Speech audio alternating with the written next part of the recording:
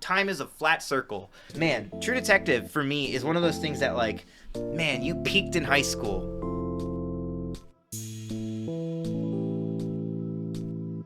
First season of True Detective is goated television. I swear to God, it is one of the greatest single seasons of television. It's also got just one of the best portrayals of the police. They fucking suck. Fuck. Hell of a bedside manner you got, Russ. Being stupid is different than calling in sick, and this is a bar, not a fucking bedside. They are fucking assholes. They fucking break the law. Even the ones who are good at their job, it's expressly told that they're good at their job because they're basically fucking psychopaths. And that there's only real way of making justice is usually not anything that is within their realm of ability. And if it's because they go out of the realm of the police force, who is corrupt, self-interested, and beholden to bureaucratic powers. Like, if there's a cop show that is unambiguously not Copaganda, it is that show. Because all of the things that they would say are doing the right thing are barely police work. Investigative work is not police work. People think about it all the time. They're like, oh, well, like, how would crimes get solved? Like, that's not what most of the police are doing. Most of the police are not solving crimes, dude. They are policing property and people. Like, they are not getting to the root. I have lost property. I've had property stolen. No cop has ever tracked down my missing iPod. No one ever tracked down my stolen bike. That shit didn't happen. The show, amidst all of the very philosophical pinings which it has a really realistic and really brutal look at the police system, which I love. And I love how nefarious it all is. I love how it all builds into this very cultural ethos of like the connection between state governments and how they rule. One of the people that are in corruption is a sheriff. No one can fucking arrest the sheriff. The only one who can arrest the sheriff is the governor. And that becomes a major sticking point too. Who holds the power, how they hold that power, how they can wield that power. It's all very relevant, all pretty incredibly told in True Detective Season 1. Season 2 goes off the fucking rails. Season 1, very structured as a mystery because there's 2 different time periods. We're doing a skip forward, a skip back, a skip forward, a skip back, as we try to piece together what happened, and it ends in a certain time period. Season 2, all one time period, maybe a small time jump in the middle, but like really it's just all one time period. It's facing 3 characters instead of a 2 primary character thing. They have like 3 primary characters, and they do not juggle them well. Yeah, I can believe that. I think most people should probably lose faith in the police force of their country. I don't know about like police in other countries, but in the US, police were expressly made to collect slaves, but they couldn't do that anymore. So their job was to now arrest people to make them legal slaves of the state. The amendment that gave people freedom is the same amendment that established the police force is able to put people into slavery as long as they're criminals.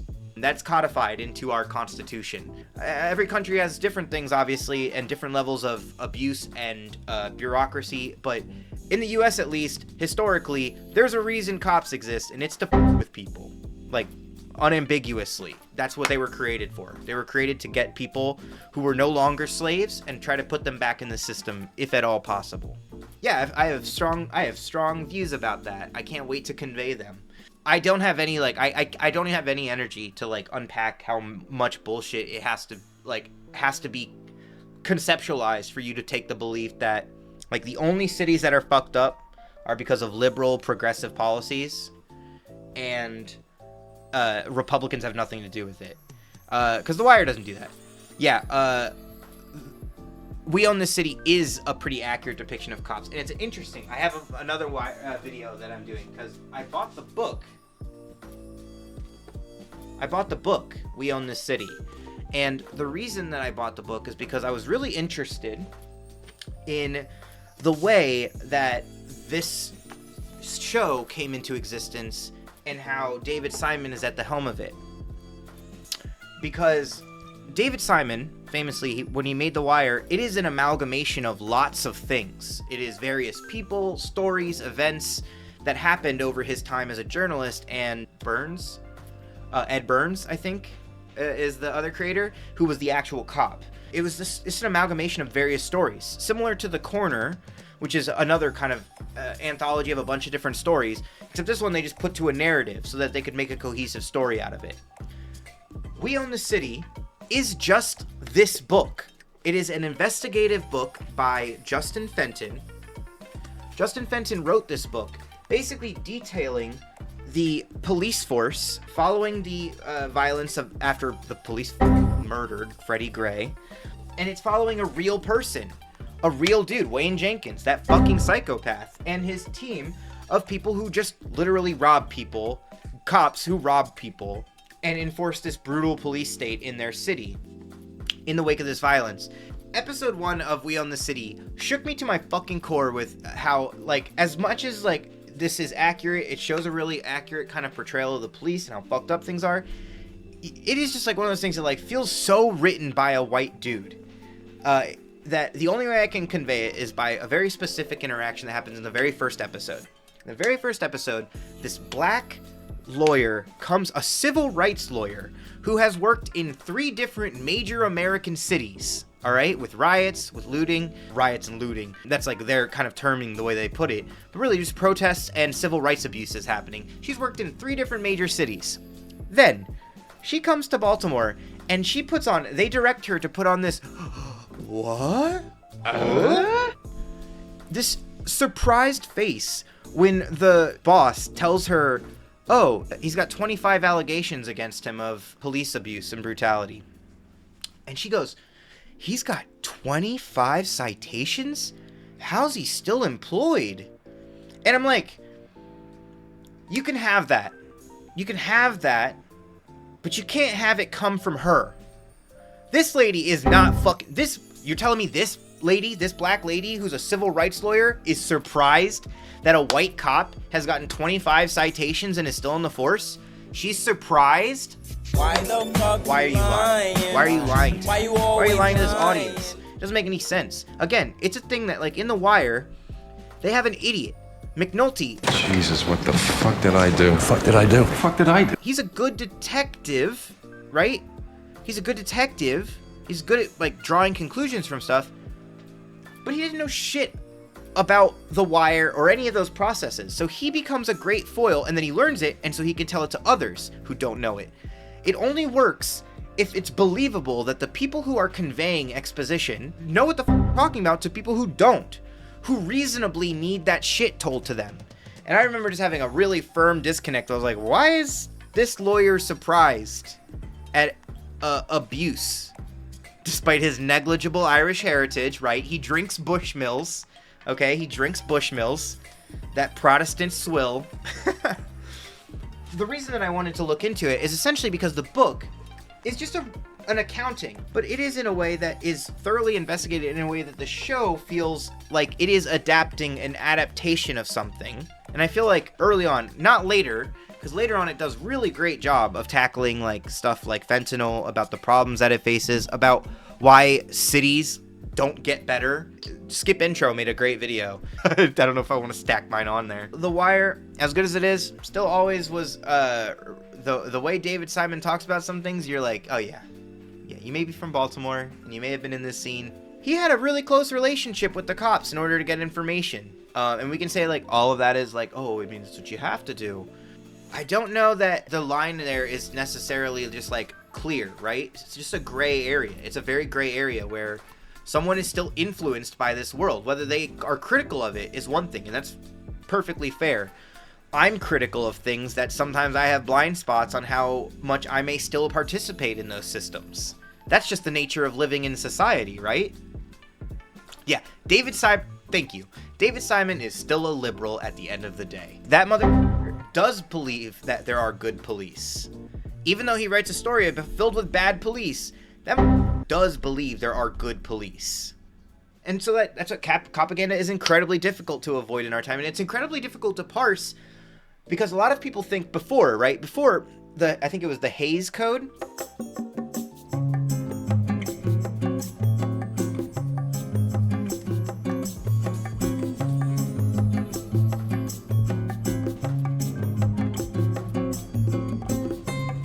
You literally couldn't say bad things about the police. You literally couldn't, on camera, show the police in a negative light. They were intensely scrutinized, not releasable if it had negative connotations, or you couldn't present them. So you could make like a amorphous police force, but you can't use the LAPD if you're going to show us in a negative light. That changed, and I think people got it in their minds that if you're at all critical, it can't possibly be Copaganda. A lot of people tell me in my video that, how is The Wire Copaganda? How could it be? It's so critical. It's so critical of these things. And I just think of like, that can't be your metric. It just can't be. You can't just say that, okay, this shows a bad cop, right? Shows a bad cop. Shows a bunch of bad cops. Every individual cop could be a dickhead. But if the end point that they try to get to is that if they replaced the bad cops with good police,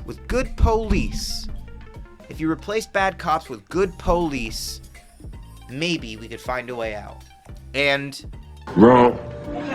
I thought that was a really interesting conversation that FD had with Skip Intro, actually, that when we were talking about him. Is that, like, is Spider-Verse Copaganda? Not just that she works for the Spider Feds. There was this ultimate cringe in the theater that I was in when she's like, my dad's a good police officer. He wants to help people. And we all just kind of like, ugh. Okay. What? Spider-Man especially has a very weird relationship with Copaganda in general. Like, if you think about it, right? Spider-Man in the Spider-Man game 2018, he literally sets up a police surveillance network. He helps. He does it himself. That's a Fed. Spider-Man's a Fed, bro. It's tough. It's tough to avoid it everywhere. Because ultimately, it's the kind of world that we live in. It's pervasive. People don't want to believe that the people closest to them in positions of power are inherently nefarious. They misconstrue the idea that all cops are bad, right? All cops are bad. All cops are bastards. Not your dad. Maybe your dad's a chill dude. Maybe he's a real good guy. Yeah, he's a real champ, real sport, who upholds a system that is not cool or based. That regularly reinforces a police state that is increasingly controlling, that increasingly kills people at an unusual rate, has the state given power to kill people without consequence. So it doesn't matter if your dad's a good dude, frankly. It doesn't matter. Like, it literally doesn't matter if your dad is the chillest dude on earth. It doesn't. Yeah, I think lots of people have like this idea that because now we see bad cops on TV, or we see people call out bad cops, that, I like Brooklyn Nine-Nine, but that show has done probably irreparable harm to people's perception of police. Haha, they just want to be John McClane, but only the one idiot. Everyone else is super competent. And even the one who wants to be John McClane is super competent. He's just a goofball. Like, okay, if you say so.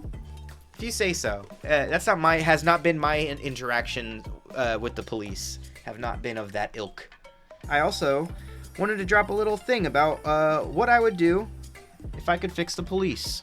I have several ideas about ways to fix the police in the US. Not really that'll ever be implemented, but ones that I feel would severely change the game, right? And the biggest one would be any monetary judgments against police departments would need to be paid out by police departments out of the pension fund rather than taxpayer dollars. Every time some cop kills someone, you, me, grandma, we're the ones paying for the settlement that comes. That's wrong. If it came out of their own pension fund, you can bet they would start holding each other accountable pretty fast. You could subsidize this by requiring all police officers to have insurance similar to doctor's malpractice insurance. If you're a shitty cop, your insurance rate goes up. If you pay a high premium or you stop being a cop, like, those are your options. If you're a good cop whose pension payout keeps getting drained by the judgments against shitty cops, then you're incentivized to either stop being a cop or stop defending shitty cops. This would then force people off of that thin blue line that is constantly strangling people's ability to get out of it. Policing academy should be a minimum 2-year system. Ideally a 4-year degree based on policing system, the law, what meaningful services, because more money should be going into social work than goes into police departments. But police officers could feasibly get enough credits to qualify for a social work certificate while doing their studies for their degree, which would then create police officers who are actually qualified at solving specific things. But a 2-year program would really easily identify people who are not supposed to be cops. They would not stick with it, they would not go through with it, and they would be pretty easy to weed out through testing as to whether or not they don't have the right mindset or mentality for it. This would also get people trained in constitutional law, studies about minority groups and different at-risk communities, about what creates policing issues, ways that people construe why crime exists. Ultimately, crime comes from the need of resources that are not being provided, right? Lots of crime exists apropos of nothing. That's not to say that crime doesn't just happen. Some people do just commit crimes. People do shit because they don't need it all the time. That's never gonna stop. But you'd be able to train people in CRT, which is important, is only taught in constitutional law areas, but is absolutely relevant to understanding. Like, if cops were made to explicitly understand your job exists because they wanted to wrangle slaves that were no longer slaves. That's why your job exists. If people were forced to reckon with that, they might have a different perspective on how they police. I think it would cost more, but college degrees cost a lot. They wouldn't need to cost as much as a full college degree, and they would still be able to adequately train people while still doing physical training necessary for the different communities that they're actually policing. Defunding the police is unfortunately one of the worst slogans that's ever existed. It's just poor marketing. Defund the police is an idea that is very easy when you explain to someone, but your Mima and Peepaw, they hear that and they say, why would I want to take money away from the police? Well, ultimately, right, then you have to go into explaining, well, we don't want to take money away from the police and just throw it nowhere. We want to reallocate money that is going towards a police department that is bloated and handling too many claims that are unrelated, and pare that down to a relatable area. Say money goes towards social work, money goes towards social services, towards school programs, towards welfare programs, things that actively help people with their home lives, with making sure that the care that they get is targeted for people who need them. Reallocate police funds is a lot less catchy than defund the police. But there are lots of different alternatives. Cahoots is a program that gets its funding from the police department. And they are called out, instead of any police, for mental health checks. Their track record is incredible, okay? They're all trained for exactly that type of crisis. People react a lot better, a lot differently than when a police officer with a gun shows up. And that doesn't mean that there can't be support systems that are there to help them stay safe while they do the work that is a little bit more approachable. But police officers don't want to deal with mental health calls at all. They don't care. They're not trained to. They're many times, even de-escalation, they're not even trained properly on de-escalation. And so why are we forcing them to do things that they really don't have any training to do, don't have any desire to do, and aren't given the proper resources to handle? The departments then, with those kind of resources in place, could create additional units. So like, there are currently patrol units, detective units. Well, why not have a mental health unit, a domestic violence unit, a social work unit? State employees who are otherwise sitting in offices for when people have, if they're lucky, made it through the system to them instead of a jail, and sometimes both. The final thing I would do is, and this is the longest shot, for-profit prisons gotta stop. They have to stop. That is one of the most heinous things that exist in the world. It's crazy. It's crazy to think of that there is a system in place where someone is paid more the more people come into their prison. So it incentivizes them to lobby to make sure that laws are stricter and that more people go to prison, thus reinforcing their profits and their bottom line. That is disgusting. And again, because prisons are the only legal place where you can make people, you could force people to do labor for little to no pay. And then, in addition, we have to change to a rehabilitative system of care as opposed to a punitive system of justice. Punitive systems of justice are just there about punishment, right? You did a crime, so you're doing 25 years to life for that crime. That's justice. And apparently, once you've paid that, that's paid. But that's not true. And we know that's not true because it's harder to get a job. You can't vote. So you can't reinforce or change anything about your society. And you can't really become a full member anymore because you've now lost part of what makes you a full member of a society. As an American, you're just like officially like you're not a citizen anymore. You might as well not be. I think people's knee-jerk reaction is that like prisons are where bad people are kept to keep off the streets. But if we truly believe that people can change, that people can grow, that people can be rehabilitated, and that jail is the reason for that, there is no way that's feasible under our current system. It's not built to do that. It is just not. It is not. That is not its purpose. That's not what it's there for, and that's not what it's trying to do. You have systems, and people talk about this like Swedish system or the Nordic systems, where a lot of their stuff is largely rehabilitative. They look more like drug rehab centers than anything else, and that would be appropriate for a country, right, us, that has more drug-related offenses than pretty much anything else in jail. And not just that, minor drug-related offenses. When people are getting treatment, but it isn't just that, right? These states, these countries also live in places where they support people after they get out, hopefully keeping them out of the system. Because the biggest problem, more than the prison problem, and this is my final point really, is recidivism. Recidivism is the worst problem in the US right now. It is the worst problem in the US. Because what it's saying is 40%, gigantic, over a third of our country's offenders reoffend. That's because of many number of reasons, right? They're harder to get a job, so they have to fall back into illegal activities.